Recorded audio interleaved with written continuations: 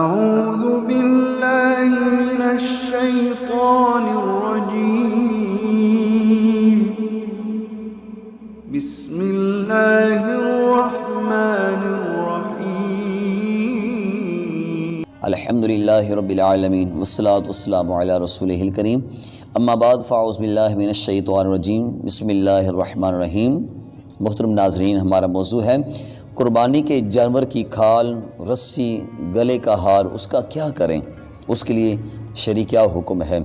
ناظرین، اس ویڈیو کو آپ مکمل سماعت کریں گے، انشاءاللہ جان جائیں گے کہ ہم نے ان چیزوں کو کہاں پہ استعمال کرنا ہے، اور بہت یہ سننے کے قابل باتیں ہیں، اور ان پہ مکمل عمل کریں گے تو ہماری قربانی بھی مکمل طور پہ صحیح ہوگی۔ ناظرین، قربانی کے جانور کی کھال ہے، رسی ہے یا گلے کا ہار ہے، کوئی جھانجر وغیرہ ہے جو جانوروں کو ڈالی جاتی ہیں، اگر وہ بھی کارآمد ہیں، وہ بھی آگے جا کر اگر بیچی جا سکتی ہیں، تو یہ ساری چیزیں یہ جانور کی قربانی کے ساتھ، ذبح کرنے کے ساتھ ان چیزوں کو بھی صدقہ کریں گے۔ قربانی کی جانور کی کھال وہ بھی صدقہ کر دیں گے، رسی ہے ظاہر بات وہ بھی استعمال میں آنے والی چیز ہے، اس کو بھی راہ خدا میں دے دیں گے، کسی غریب فقیر مسکین کو وہ اس کو اپنے استعمال میں لے آئے گا، یا گلے کا ہار ہے اس کو بھی آپ صدقہ کر دیں گے۔ مکمل طور پہ یہ جتنی چیزیں بنتی ہے سب کو صدقہ کریں گے۔ اس طرح چمڑا ہے یا گوشت ہے، کوئی بھی چیز آپ کسائی سے جانور بنواتے ہیں، مزدوری کے طور پہ آپ قربانی کا چمڑا یا قربانی کا گوشت مزدوری کے طور پہ کسائی کو نہیں دے سکتے، کیونکہ آپ نے یہ راہ خدا میں قربانی دی ہے۔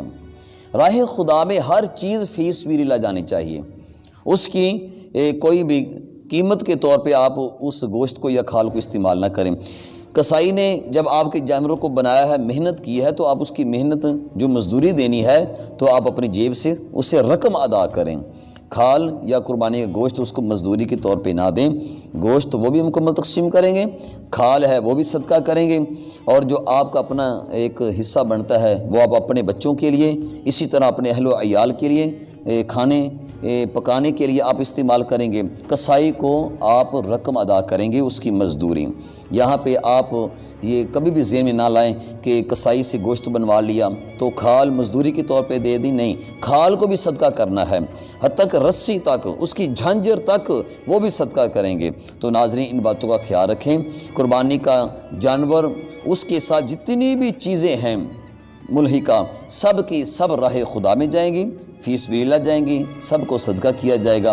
کوئی بھی چیز آپ اجرت کے طور پہ، کوئی بھی چیز اسی طرح آپ اس کو مزدوری کے طور پہ ان میں سے استعمال نہیں کریں گے۔ جب اللہ کی رضا کے لیے قربانی دی ہے، اللہ کو راضی کرنے کے لیے، اللہ کے نام کی قربانی کی ہے، بسم اللہ اللہ اکبر، تو اللہ کے راستے میں ہی سب کچھ جائے گا، مزدوری کے طور پہ کوئی بھی چیز اس کی استعمال نہیں کی جائے گی۔